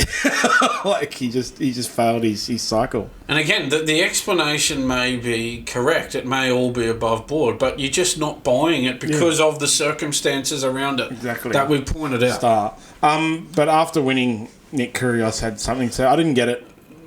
People have been hammering Nick Kyrgios for making misogynistic comment about Sinner's girlfriend. After winning the match, he went over and kissed his girlfriend, who's another tennis player, right?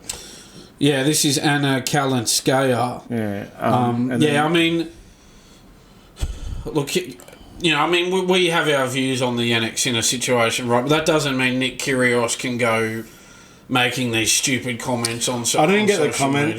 That's not cool enough or young or hip enough. What did he say? He commented like second serve. Yeah. I don't know what that means. I have a feeling I know what it means, but...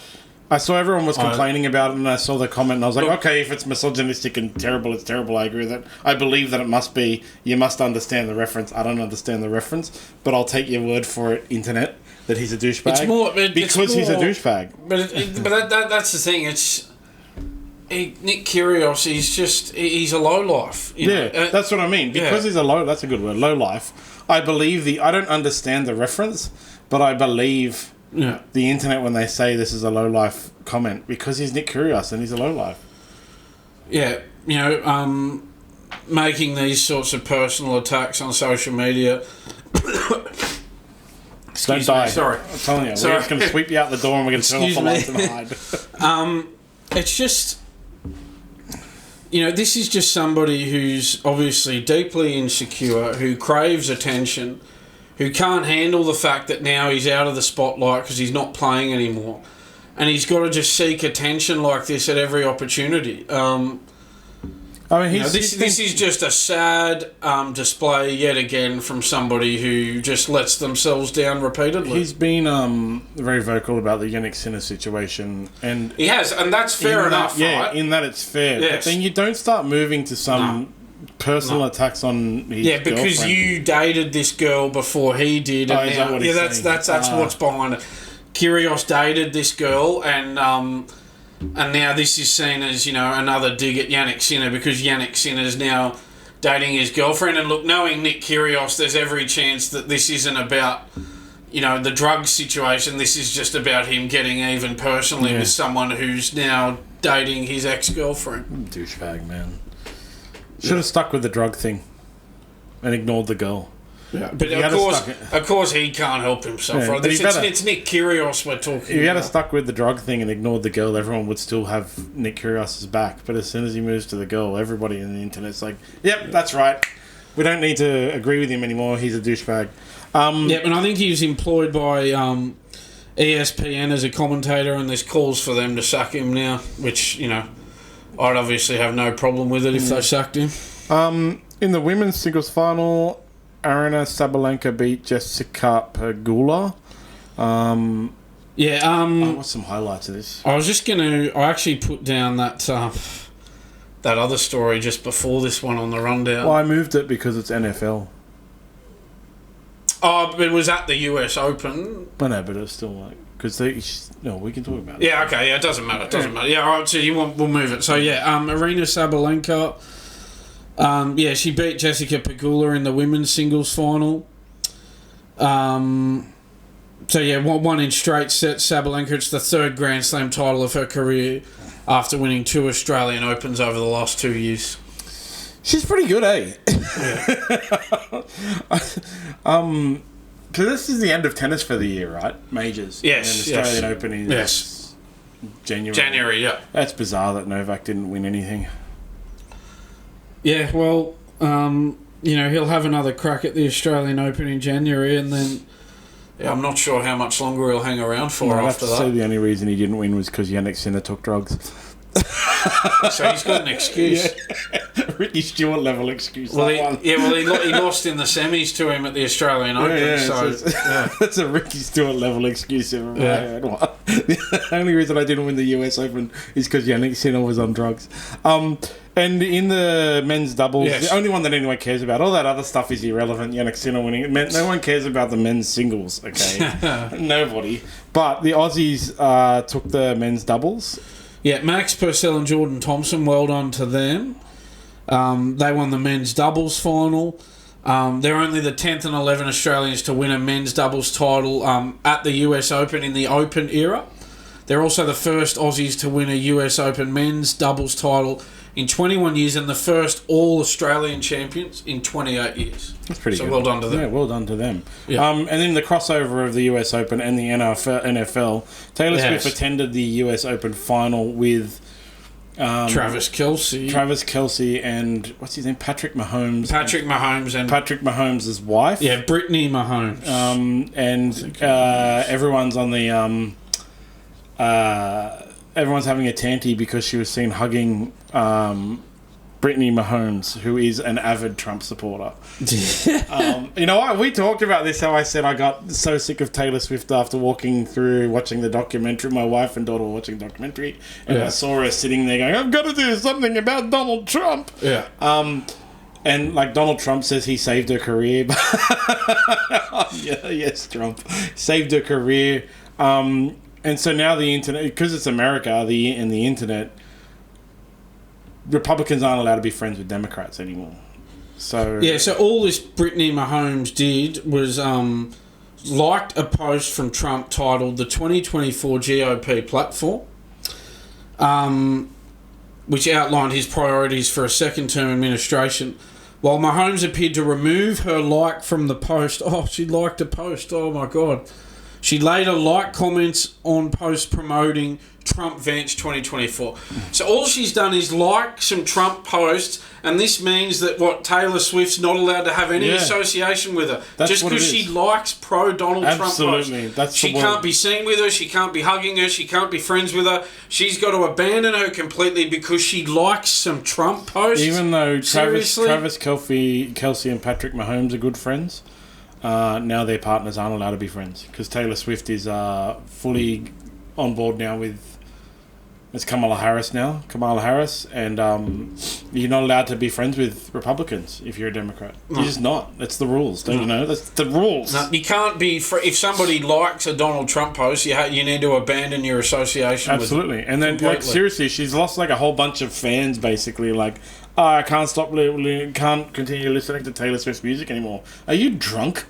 Also, by the way, just when it comes to this, and people I have seen some absolute over-the-top extreme calls that they should remove Taylor Swift music from Spotify. As a result of this? Yes, because she's hanging out with Trump supporters. Wow. That's the absolute extreme. It's not a common thing, but whenever you do this, people of the internet, whenever you do this and call, when Joe Rogan was called to be removed from Spotify and so on like that, everything, R. Kelly is still on Spotify. Okay, and that guy has been convicted to 150 years in jail for being a pedophile. Yeah. But his music is still on Spotify. If you think Taylor Swift being friends and hugging a person who liked a Donald Trump post should get her removed from Spotify, and you aren't protesting R. Kelly still being on Spotify, get your head checked. Yeah. Get your head checked. Seriously, there's something mentally wrong with you. There is no reason to be removed from Spotify if R. Kelly is on Spotify, and it's just who cares? I don't like Taylor Swift. I think she's a sanctimonious blowhard with some good music, right? Man, I said it again to the girls at the gym the other day. but in this instance, I mean, he's one of two candidates to be president of the United States, and so what? You just not only are you not allowed to support him, but if you do, then anyone who still associates with you is just seen as a total societal outcome. It's the way it is, man. It's become such nonsense. We're so binary. Everything is split down two now. It's one of the things that, if you've checked out simulation theory, the belief that we're all in a simulation, it's one of the things they use to prove, like, as computers get more advanced, they become more binary. And so we are becoming more binary, showing the simulation is getting more and more advanced. And I saw a great one back to NRL with that whole every 10 years with the Bulldogs, right? Yeah. And so I saw a thing on the internet recently about this is like more evidence that we are in a simulation because, computers run in cycles. Oh wow, that's quite the leap that the Bulldogs are being included in this. The Bulldogs premiership thingy is part of a computer software programming running through its system. And when tell you what, it's looking a bit shaky this year, and I've got to say it's looking a bit shaky. Maybe a bug has come in or a server overload or something that. I hope that it's on point this year, but it's just looking a bit shaky at the moment. It's absolute nonsense. We aren't in a simulation, people, and Taylor Swift is allowed to be friends with a Republican. Yeah, she can hug someone who liked a Trump post. Yeah, it's fine. You know what? In the 60s, everyone was allowed to be friends. In the 2024s, you should continue that. Just finishing up with the Paralympics, which has finished up. Yes. That made sense. Yeah. Australia has recorded our lowest medal ranking in 36 years in the Paralympics. Yes. After dominating so much in the Olympics, we had a massive failure in the Paralympics. Even though the rewards for winning the medals, the financial rewards given by the Australian government were equal this year for the first time ever, I believe. I believe the funding is what is still lacking. Yeah, that's the issue at the moment. So Australia finished with 18 gold medals, 17 silver and 28 bronze. Came 9th on the official medal tally. Compared with the Olympics themselves, Australia finished 4th on the medal tally. So it is a bit of a dip there. And yeah, it is our lowest medal haul at the Paralympics since Seoul in 1988, where Australia finished 10th. So... yeah, that is being blamed on a lack of funding. That's all sport is, man. It's all about funding. The best competitions in the world with the best players are the ones where people get paid the most and they have the most funding. One of the reasons Australia is so good at rugby league is because there's sport, the people in rugby league now. It used to be in the olden days. If you go back to the olden days when I was young, players would retire to the Super League because that was where you made your bag. You play in the NRL, so you could earn a whole bunch of, like, basically low tax money, millions of pounds in the Super League. Yeah. That's not a thing anymore. Like, players go to the Super League for that one extra year of a little bit of extra money. But it's not the thing anymore, right? And so that's the thing, like, I don't know if they have Paralympic World Championships and stuff like that, like they do with the Olympic sports, like athletics. But unless the government and people are going to fund the sports, they're not going to perform as well. I think I talked about it once before. There's in the Winter Olympics, right?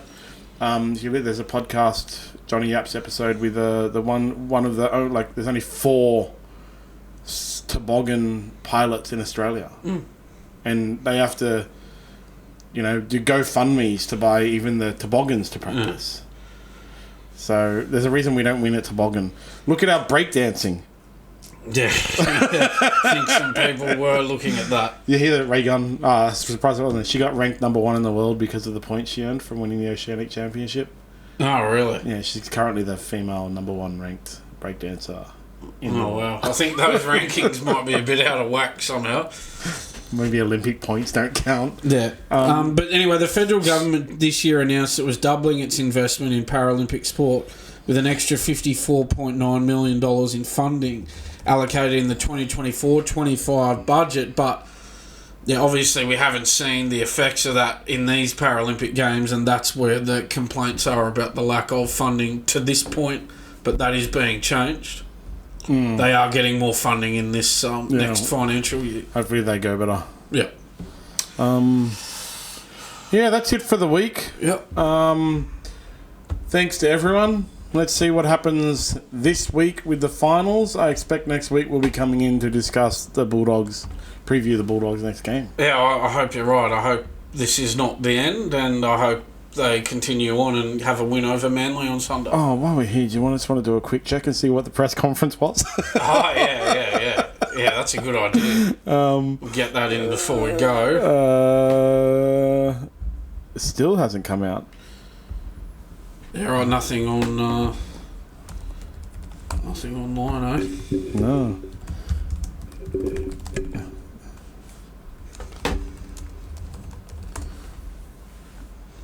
There we go.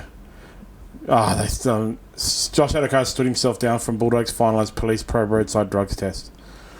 Yeah, okay, so they'll be without. He won't play. So they'll be without him for that game. So that's going to make it harder to win that one. He believes he's taken. So the quote is, he believes he's taken no drugs and he can't understand why he tested positive once on Friday night. He confirmed Addo-Carr has engaged lawyers in preparation for being charged by police. So he hasn't been charged yet, and Phil Gould is unsure whether Addo-Carr deliberately misled the club or did so unintentionally. To be honest, I don't think that's... I mean, obviously it'd be worse if he did mislead them, but if it's a positive result, I don't think he's going to be continuing at the club, so I don't think it really matters. It's not really going to matter either way whether he misled them or not. If it's positive, he won't be at the club any longer. Yeah, so... This is the story that they're giving now. Gould said, according to Wide World of Sports, Addo-Carr had been at a team hotel in Sydney on Friday night, despite not playing against the Cowboys on Saturday, when he briefly left to go to a convenience store. On the way to the convenience store, Addo-Carr was then pulled over for a random roadside drugs test, which police say he failed and so was placed under arrest while they conducted a second test. Gould says Addo-Carr told the club on Saturday he tested negative on the second test and was allowed to drive away from the scene. Police said it's standard protocol to allow drivers to leave and the second test had been sent for further examination. That disturbs me. Drive on your way, Koki McCokerson. Yeah. You're fine. Yeah. That tells me that those tests are not accurate and they know it, or there's just something wrong. Seriously. So he failed the first one and then...